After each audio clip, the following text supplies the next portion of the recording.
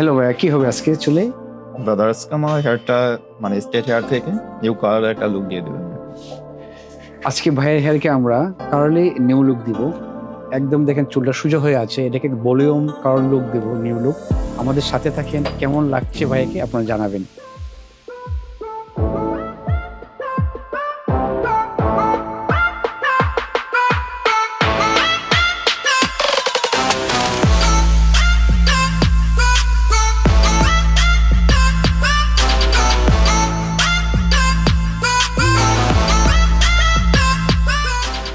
ভাইয়া কেমন লাগলো আপনার কাছে?